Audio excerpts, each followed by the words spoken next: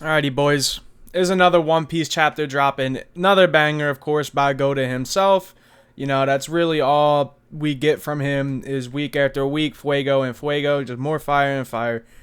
So I kind of just want to jump right into it right away because there's a lot to discuss in this chapter, and I have no idea how long this video is going to be. So, starting the chapter off right away, we do have the kind of continuation of Uda's story, which, like, again, like the previous two videos, I'm not going to be covering it. I'm just not too sure if it's canon or not, or how people feel about it, but I'm excited for the movie. The movie is actually out as the day I'm recording it. Today is the 6th, which is the day it does drop in Japan.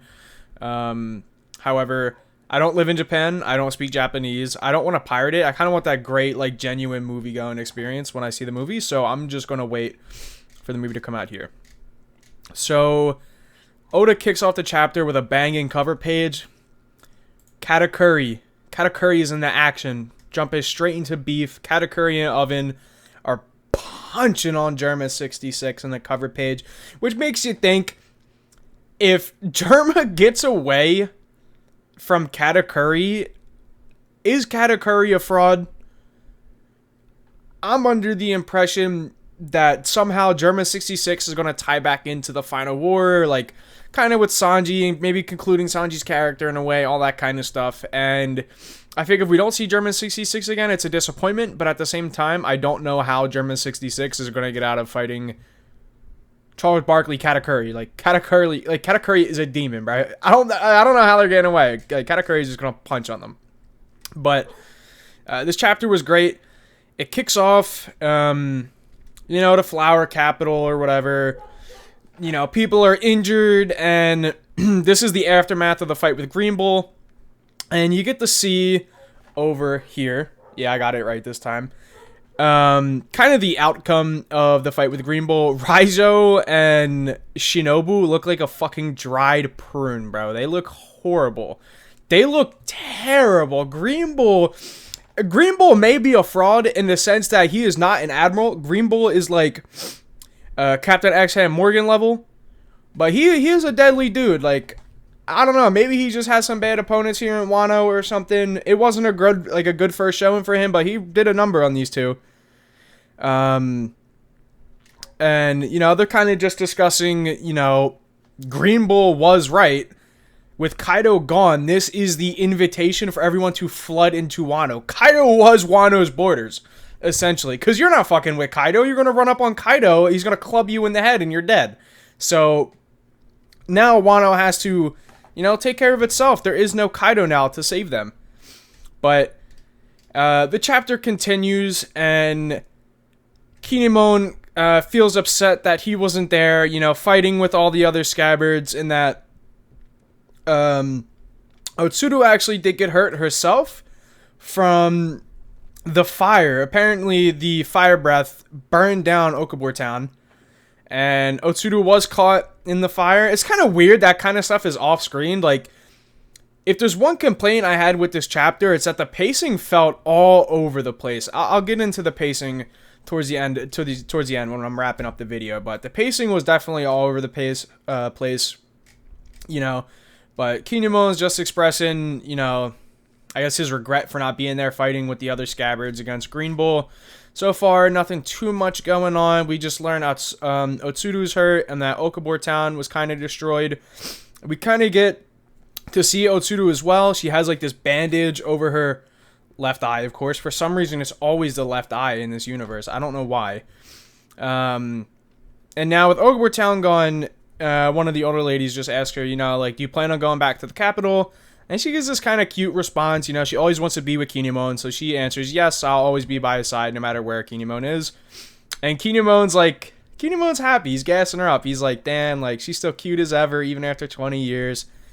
It's just a really cute, fun opening to the chapter. Everyone's laughing, having a good time. Nekomamushi and Dog Storm, they're not really fucking with it. They're like, he's like, enough already. This is even worse than puppy love. Blah, blah, blah. The cat's meowing his ass off. He's liking it. And what's his face? Raizo is like in this dried fucking prune form. And he's like, I wish I was popular. And he's like, just shut up and focus on your recovery, dude. Stop worrying about other shit. And then we kind of get to the first big reveal where, you know, Duke summons Carrot to, you know, to like a meeting and shit. And it just says it flat out, you know, you will be the next ruler of the Mokomo Dukedom. Which is like kind of crazy for him to just drop it like that. So now we have kind of the next ruler here. And Carrot's like, yeah, man, no biggie. And then she takes a second and she's like, oh shit, fuck. This actually is a big thing. She doesn't want to be the ruler. But, you know, they're kind of not having their shit because, you know, the cat and dog, they want to stay in Wano. This is truly, I guess, where they belong. They want to be Kozuki's retainer for Momo, just like how they were for Oden. I feel like they feel as though they've let Oden down personally by not protecting him and letting all this shit happen in Wano, so they don't ever want to let that happen again. So I feel like this is their redemption in a way by giving, I guess, their status of rulers and everything away, passing it on to the next generation, and then having her take over in their place, and they can finally stay, I guess, where they feel like they belong at. And they kind of even mention it, you know, talk how she's grown, she's become stronger since she's been with Luffy, all that kind of stuff. She's seen more of the world. She's been in Whole Cake Island. She was in Wano. She's been everywhere. She's got a lot of experience now. And, you know, she's like, there's others stronger than me. But truth be told, that strength doesn't really matter when it comes to being a ruler. And, you know, Inuyasha's like 3 musketeers appear. And they're like, oh, we got your back, dude. Cool. You know, so they're just talking some more, whatever. And, you know, Wanda mentions that, you know, Pedro's will lives on in her. And she kind of, it's like a nice callback because Pedro's been dead now for probably like 200-300-ish chapters. Died all the way back in Whole Cake. And obviously we know their connection. It was a cute interaction between Wanda and Carrot. And then you get this beautiful shot of Zoe. Yeah, you know, we're leaving Zoe to you youngsters, all that kind of stuff. This is their ending.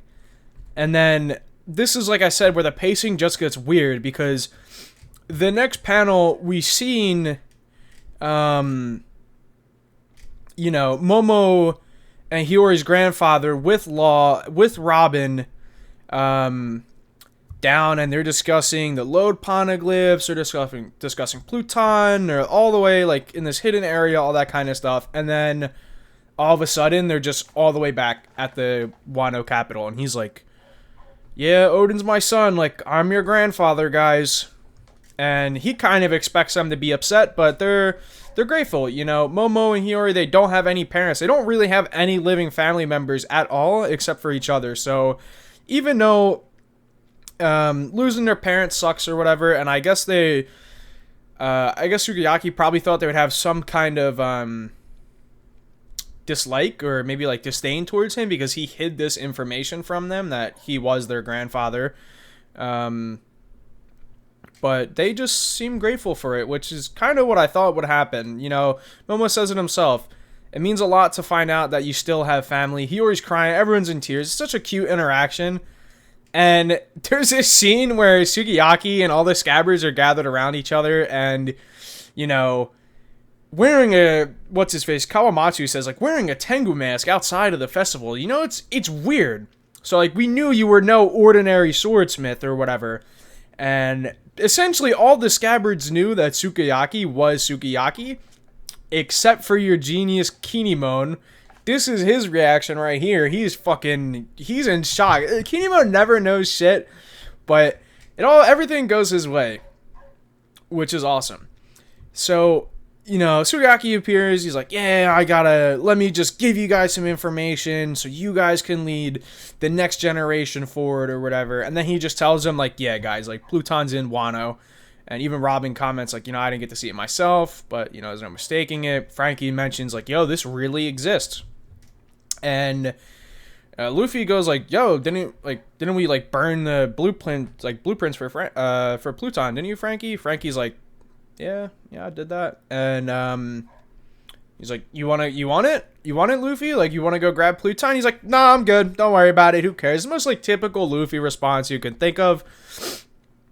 And then someone else mentions, I believe it was Frankie mentions, you know, I can't help but wonder why did Odin want to open Wano's border so badly and unleash Pluton on into the world again, which is I think it's some stuff we'll still find out later. Continue on in the chapter. Shinobu's back to health, and she a bad bitch. Like, she's hot. Shinobu's hot.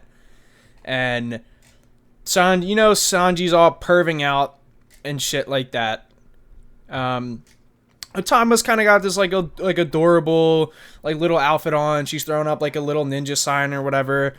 It kind of made me smile a little bit thinking about Otama's relationship like with Ace, because she still wants to be that Kunoichi, like, because Ace and her had that promise that if she was a strong Kunoichi, by the time Ace comes back, Ace would let her join him, all that kind of stuff. So, Otama vows to be Shinobu's apprentice. It's just, this chapter so far has been really cute and all that kind of stuff. And then, Pack, baby. Peak Oda Pack. You get to see Caribou, and he's like, yo, like, he's just in the hallway just listening. He's eavesdropping in on him. He goes like, Pluton's in Wano. First Poseidon, now this. There's a certain someone who would love to hear about this. And it's like, Who is it? My theory is Blackbeard. It's got to be Blackbeard. I don't know who else it would be. So, my money's on Blackbeard talking to... he's reported us information of Blackbeard. I'll touch it back into that again towards the end of the review. But we go down a little bit further, and like I said, the pacing just keeps going. It skips a couple of days more. The restoration plans are going for all the villages. They've made up all the funds so they can actually properly fund everything going on, all that kind of stuff. Momo wants to go train with Zoro, which is interesting. I kind of wish they had that dynamic of Zoro like training Momo up and all that kind of stuff, which sadly never happened. There are a couple of plot points with Zoro and Wano I wish could be expanded on a little bit more, especially Ryuma's grave. That's a big one. So obviously Wano's not over yet. We still might get that kind of stuff, but I think I might make like a Wano analysis arc and talking about the things I liked, the things I disliked, like what could have happened and probably what should have happened with certain things. But back to the review. Momo comes in and he's like looking for Zoro. He wants to train. He doesn't see anyone. Everyone's gone. All the Straw Hats are gone. And he actually calls their names out in order. From Luffy to Zoro, to Nami to Usopp, Sanji to Chopper, to Robin to Frankie, to Brook, then Jinbei, and now he says Yamato. So I don't know. I just can't help but feel like that's the confirmation already, which we might get more of later. That Yamato's already in the crew. He goes to Hiyori, like, where are they at? And she tells him, they left earlier. And he's upset. Kinemon is upset too because he didn't get to say goodbye or nothing. And then we cut back to that Oda pack again, where they're at the Tokage port back in Udon. It's Law, it's Kid, it's Luffy, and they're looking at their log poses, and all of their log poses point in different directions. Also, they're all leaving on the same day, so they're all fighting like, dude, fuck you, like, I'm leaving today, you gotta leave later. Luffy's like, fuck you, idiot, I've decided I'm setting sail today, or whatever. But look at this banging colored panel here, shout out TCB scans. Kid is going to the Middle East. Wait, what? I read that wrong. They're going northeast, east, and southeast. Okay, so Luffy drew the worst draw. Law drew the best. And, Kid just joined like the kind of the middle of the pack one. And Law's going pretty much directly towards like the other side. He's going the fastest path possible to Laftel. Meanwhile, Luffy's kind of going southeast a bit. He's kind of going up more towards the Calm Belt. And Kid is also kind of moving in that general direction as well. And they're sitting there, they're talking, they're arguing. You got your generic, like, ending of an arc banter between the crew and everyone around them. And Kid goes like, yo, I fucking hate all of you Emperors, but, like, this guy is the worst. And we get this Pack Oda Buggy the bombastic clown and the Cross Guilds formation with Sir Fraudulent Mihawk and Sir Drip Crocodile. Just so incredible. The paneling here is nuts. The artwork is stunning. You get to see a scar actually on Mihawk's chest, and it's like, who put this scar on Mihawk? Like, is that like an entry into the gang? Like maybe Buggy and Mihawk were 1v1 and Buggy sauced on him, because we do know Mihawk is a fraud. Luffy's shocked. Everyone's kind of shocked, and Zoro's like, I can't imagine Mihawk like working under that fucking idiot. And these people don't know Buggy like that, because in the One Piece verse, Buggy is like a god. Buggy is associated with Gold Roger. He's associated in the Paramount War. He's openly disrespected Whitebeard. He's argued with Shanks, and this is all on live TV.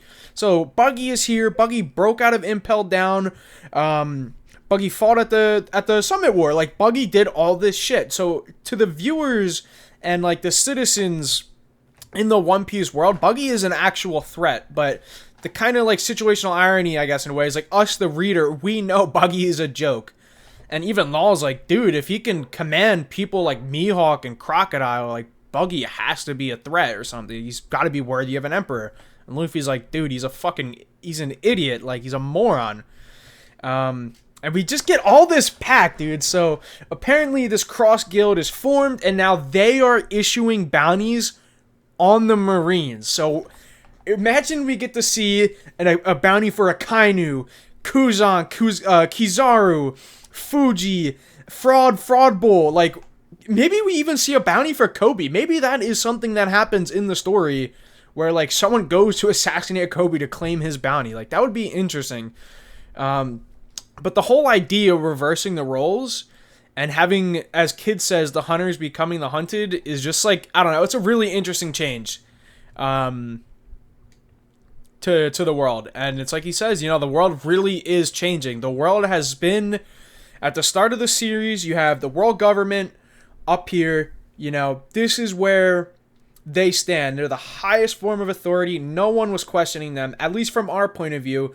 And as we've seen, it's slowly gone down. Luffy's upset the warlord system.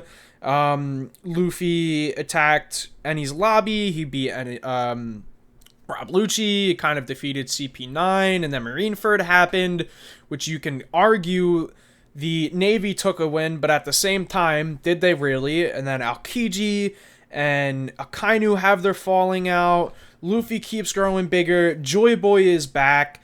The world is just in chaos. And it's going to be hard for the world government to keep everything sustainable here and keep their power in check. And just more dominoes keep falling in place for the pirates. And it's going to be interesting to see how when we get the reaction from the Marines about this. Law being the GOAT he is, in a couple of panels after that, he gives Kid his poneglyph, like a copy of it that Kaido had, just because he says it would be bad sporting if I kept it from him. Law's just a respectable dude. And we have Killer, like his little weird ass laugh. And he says, if we want to stay ahead, we got to get serious about that guy. And Kid goes, you want to go after the man marked by flames, but we've got no lead. And it's like, okay, who is this man marked by flames? I don't know. We still don't know. We don't get any information on that. But if you look at the paneling I have here, it seems like Law knows, and it also seems like Robin knows. Luffy doesn't. He's a little ignorant to all of it. My dogs are barking. And he's upset. And, that happens a little bit later on. Like I said, the pacing's weird. They're back in the Flower Capital now.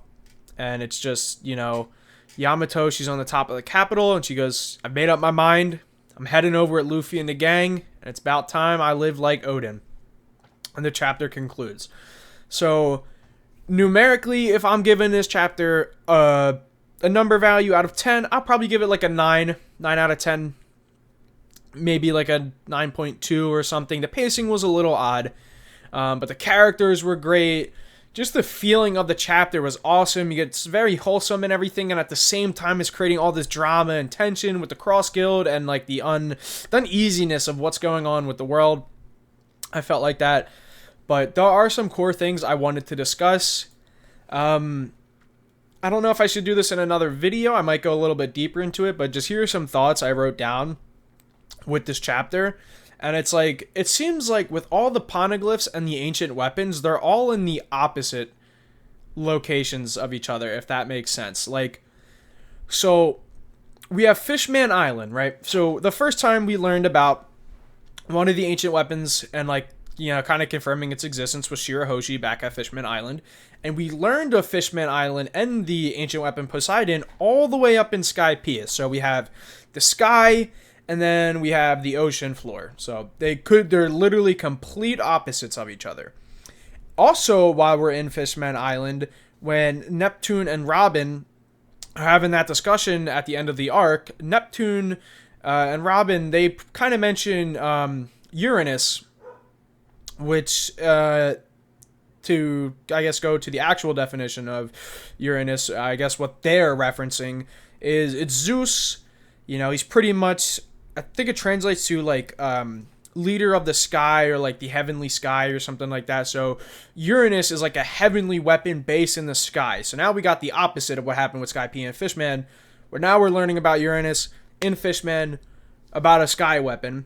And then we have Alabasta and Pluton, where the poneglyph for Alabasta, I meant for Pluton, was found in the Alabasta tombs in the desert, like in like a tomb in a way.